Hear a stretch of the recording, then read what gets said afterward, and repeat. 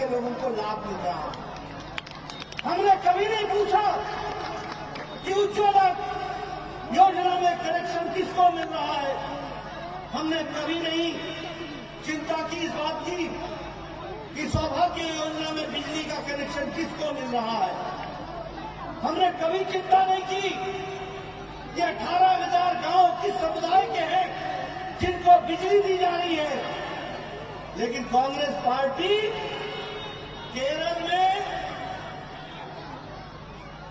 में मुस्लिम लीग के साथ हाथ मिलाती है, बंगाल में फुरफुरा शरीफ के साथ हाथ मिलाती है, और यहां चाय के बागान में चुप रहती है और निचले इलाके में आकर के बदरुद्दीन का गुणगान गाती है। मैं ठीक बोल रहा हूं कि नहीं बोल रहा हूं? मुझे कोई बदरुद्दीन से कोई विरोध नहीं है, लेकिन उनकी भाषा और भाषण का विरोध है। और राहुल गांधी बोलते हैं असम की पहचान बदरुद्दीन है। बोलो, असम की पहचान बदरुद्दीन है क्या? बोलो, असम की पहचान बदरुद्दीन है क्या? असम की पहचान है तो गोपीनाथ बोरदोलोई है। असम की पहचान है तो भूपेन हजारिका है। असम की पहचान है तो श्रीमंत शंकर देव है। मित्रों, ये सारी बातें मैं आपके सामने इसलिए कह रहा हूं क्योंकि हमको समझना पड़ेगा कि एक तरफ हम काम करने वाले लोग हैं और एक तरफ नारा लगा करके लोगों को धोखा देने वाले लोग हैं। अभी राहुल गांधी पीछे आए, उन्होंने अपने फेसबुक पर फोटो लगाया, आगे खुद खड़े थे, पीछे चाय का बागान था। मैंने तहकीकात की तो पता चला कि राहुल गांधी भारत के और चाय का बागान ताइवान का। अगली बार आए तो फिर फोटो लगाया तो राहुल गांधी आगे और श्रीलंका का चाय बागान पीछे। क्या उनको असम का चाय बागान दिखाने में दिक्कत होती है क्या? क्या उनको असम का चाय बागान दिखाने में दिक्कत होती है क्या? अब जब वो आएंगे तो उनको पूछना और कहना कि आपको ताइवान और श्रीलंका ही पसंद है, आप यहां हमारा वोट लेने क्यों आए हो? ये मुद्दे हैं जिसके बारे में हमको चिंता करनी चाहिए और इसके बारे में चर्चा करनी चाहिए। मित्रों, आप बताइए, 5 साल के अंदर सर्बानंद सोनोवाल और हेमंत बिश्व शर्मा ने आपके लिए काम किया कि नहीं किया? आपके लिए विकास किया कि नहीं किया? अब हम एक लंबी छलांग लगा रहे हैं अगले 5 साल में, और वो लंबी छलांग है असम को बाढ़ मुक्त कर देना, फ्लड मुक्त कर देना। ये जो ब्रह्मपुत्र के माध्यम से जो फ्लड आता है, इसका सैटेलाइट सर्वे होगा, रिजर्वायर बनेंगे और आगे चल करके हम इस बाढ़ को रोकने का पूरा प्रयत्न करेंगे। इसके लिए धन भी लगाएंगे, मन भी लगाएंगे, तन भी लगाएंगे। ये हमको काम है। दूसरा, अरुणोदय, इसमें हम 30 लाख बहनों को और 3,000 रुपए 30 लाख बहनों को हम देने का काम करेंगे। यह भी हमको ये छोटी घटना नहीं है बहनों। मैं देख रहा हूं यहां मातृशक्ति खड़ी है हमारे सामने। ये माताएं, ये बहनें, इन्होंने ताकत दी है समाज को आगे बढ़ाने की। इसको मोदी जी समझते हैं और इसलिए मातृशक्ति की चिंता करते हुए अरुणोदय में माताओं के पास कुछ आर्थिक सबलता आए, वो अपने बच्चों की चिंता कर सके, पढ़ाई दवाई की चिंता कर सके। इसलिए 3,000 रुपए उनको देना, 30 लाख बहनों को देना, ये तय हुआ है। ये हमारे नामघर, हमारे क्षेत्र, हमारे जो नामघर है, बताओ इनकी जमीन हड़पी जा रही थी कि नहीं हड़पी जा रही थी? इनकी जमीन ली जा रही थी कि नहीं ली जा रही थी? अब कोई इनकी जमीन नहीं लेगा, इनकी जमीन वापस लौटाई जाएगी और 2.5 लाख रुपए के हिसाब से प्रति नामघर को फिर से चीफ बनाया जाएगा। इसकी हम चिंता करेंगे। बच्चियों को 8 साल के 8 क्लास से ऊपर स्कूल जाने के लिए साइकिल की प्रावधान किया जाए। आप देखिए कैसे सर्बानंद सोनोवाल और हेमंत बिश्व शर्मा सोचते हैं। बच्चों के लिए, बहनों के लिए, उनके लिए साइकिल का प्रावधान किया जाए। लंबे समय से आप डीलिमिटेशन से बचे हुए हैं। आपका डीलिमिटेशन नहीं हुआ है, अब आपका डीलिमिटेशन होगा और सही हकदार सही तरीके से आप अपना मताधिकार करते हुए अपना तय करेंगे और भविष्य इसको हम तय करेंगे। उसी तरीके से 2 लाख जॉब्स हम देंगे। 1 लाख जो रोजगार है वो हम 1 साल के अंदर देंगे। 2022 के मार्च तक 1 लाख हम नौकरियां देंगे। इसी तरीके से 8 लाख हम नौकरियां 5 साल के अंदर देंगे। प्रति साल 2 लाख के आसपास देंगे। 10 लाख लोगों को हम नौकरी देंगे। हम स्वरोजगार के लिए असम को सबसे बड़ा सेंटर बनाएंगे और इसके लिए स्वामी विवेकानंद आसाम यूथ एम्प्लॉयमेंट योजना, इसमें 2 लाख यूथ को स्वरोजगार के लिए हम अपना, ये हमारा संकल्प है, इसको हम पूरा करेंगे। ये हम आपको बताना चाहते हैं। हम असम के गांव को आत्मनिर्भर बनाएंगे, जहां खेती से लेकर पोल्ट्री से लेकर हर तरीके के व्यवसायों को आगे बढ़ाने का काम भारतीय जनता पार्टी की सरकार करेगी। ये हम आपको मैं बताना चाहता हूं कि हमने बांस की खेती पर उसके कानून बदल दिए। अंग्रेजों के जमाने में बांस को पेड़ बताते और पेड़ बताने के कारण बांस के जंगल काटे नहीं जा सकते थे। ये फॉरेस्ट का नियम था। हमने उसको नियम में बांस को खरपतवार में डाल दिया है।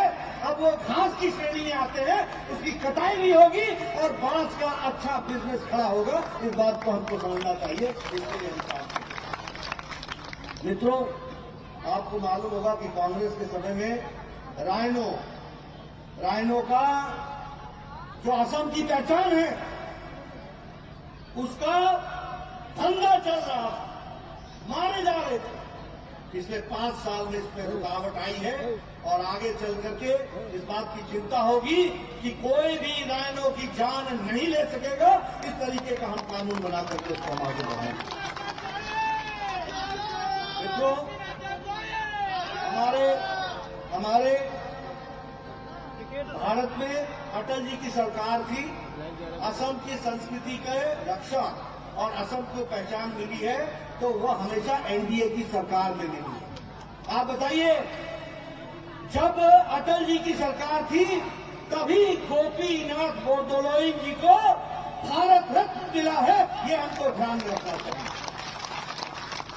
आप बताइए, भूपेन हजारिका, असम की पहचान, देश की पहचान, उनको भी भारत रत्न तब मिला जब नरेंद्र मोदी जी प्रधानमंत्री रहे, तब मिला। इस बात को हमको समझना चाहिए, उनके रहते मिला।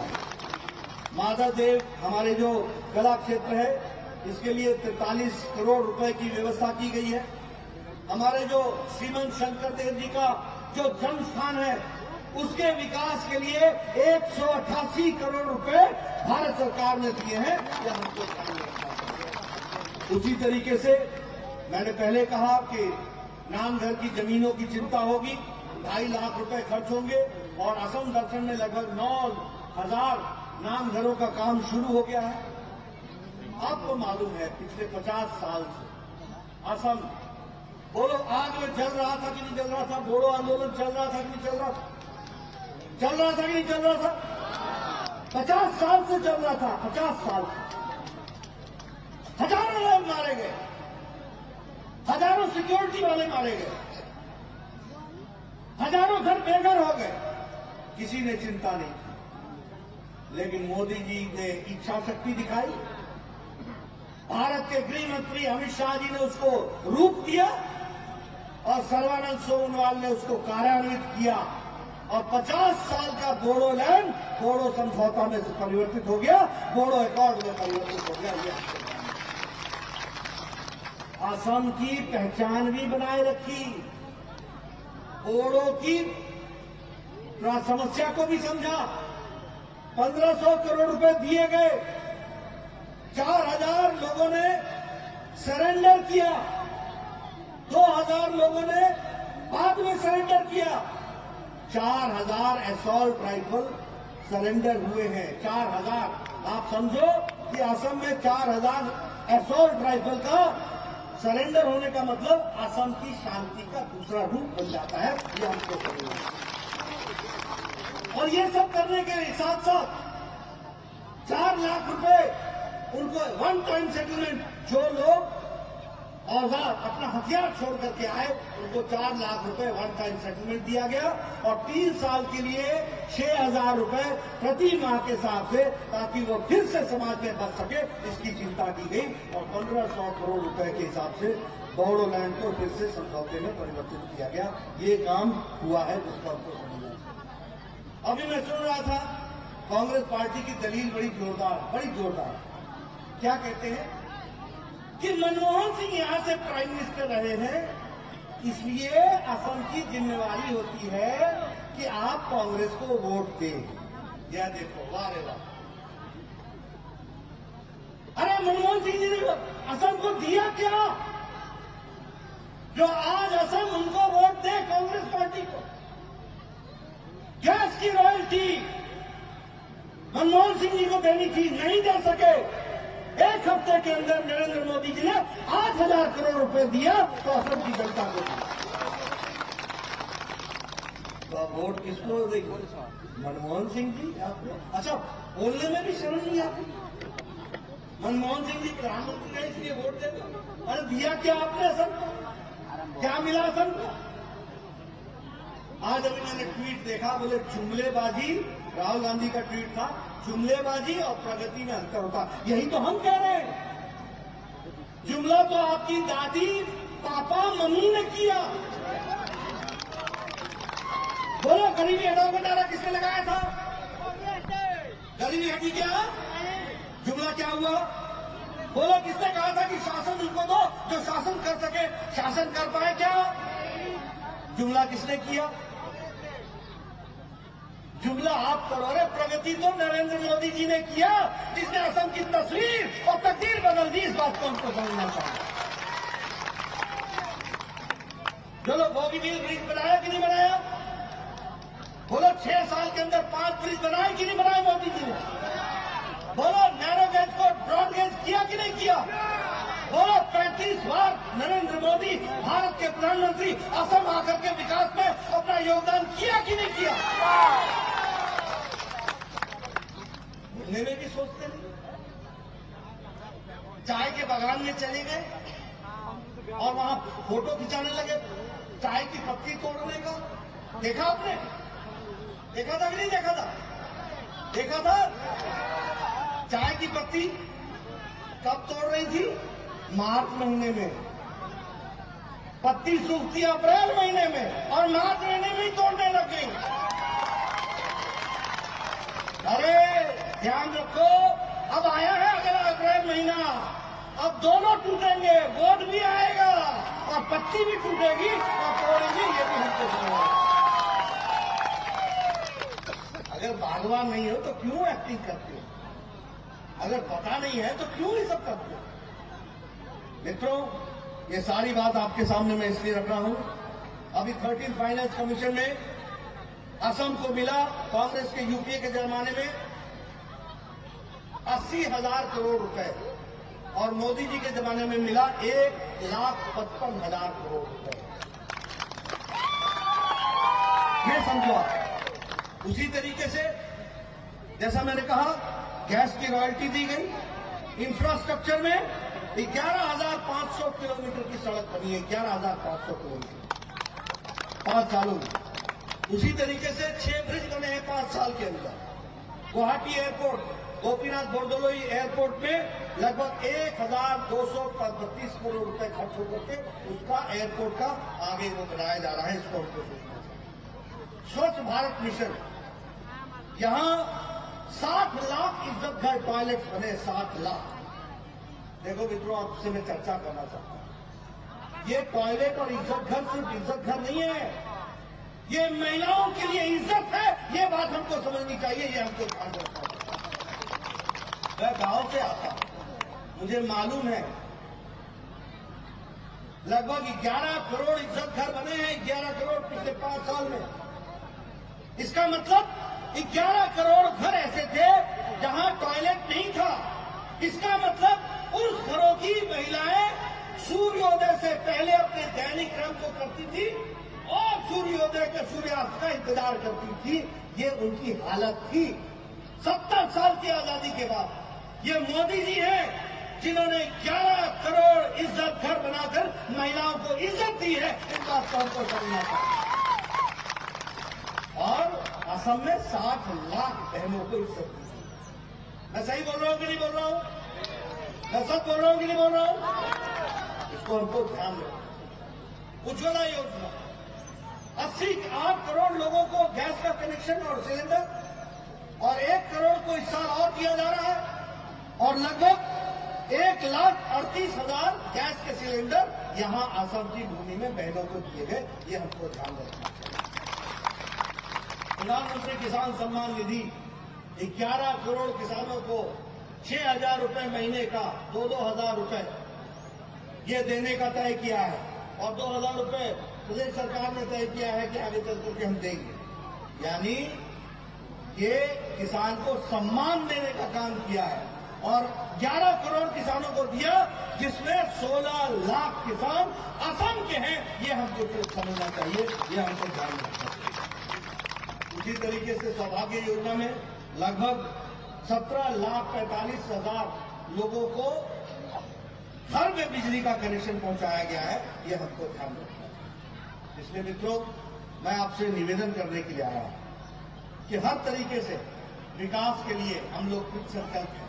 और जब मैं यहां पर आया हूं तो मैं चंद्रमोहन पटवारी जी के लिए आपसे वोट मांगने आया हूं।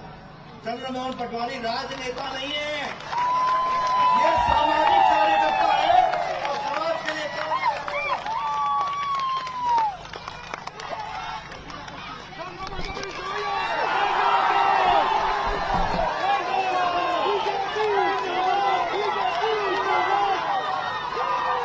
बताइए, आपके यहां मेडिकल कॉलेज का काम चल रहा है कि नहीं चल रहा है? मेडिकल कॉलेज का काम चल रहा है कि नहीं चल रहा है? आप बताइए, इंजीनियरिंग कॉलेज का नींव रखा गया कि नहीं रखा गया? आप बताइए, जल जीवन मिशन में 17,410 लोगों को पानी का कनेक्शन पटवारी ने पहुंचाया कि नहीं पहुंचाया? आप बताइए, स्वच्छ भारत मिशन में यहां सभी जगह इज्जत घर बन गए कि नहीं बन गए? आप बताइए कि विकास की नई गाथा चंद्रमोहन पटवारी ने यहां पर रखी है कि नहीं रखी है? इसलिए 5 साल ये काम कर रहे थे, अब 10 दिन आप काम करेंगे, वोट आप देंगे, अगले 5 साल आप चंद्रमोहन पटवारी जी के साथ सुरक्षित हो जाइए। ये आपसे मैं निवेदन करने आया हूं। मुझे पूरा विश्वास है कि आप मेरी बात सुनेंगे, ध्यान रखेंगे। देखिए कितना अच्छा मौसम हो गया, मौसम खुल गया। सुबह शुरू में बोलते ना कि इंद्र भगवान की पूजा करो, इंद्र भगवान ने आशीर्वाद दे दिया आपको और मेरी बात आप तक पहुंच सके इसके लिए भी उन्होंने व्यवस्था कर दी। मौसम खुल गया, आप लोगों के साथ आगे आपने राजनीतिक मौसम को खोल देना, इसकी आपने चिंता करनी है। आपने मेरी बात सुनी, आपका बहुत बहुत धन्यवाद। जय आई असम अहम, जय आई अहम, जय आई अहम, जय आई अहम। भारत माता की, भारत माता की, भारत माता की। Subscribe to our channel by clicking the subscribe button. Click the bell button and enjoy the latest uploads from our channel.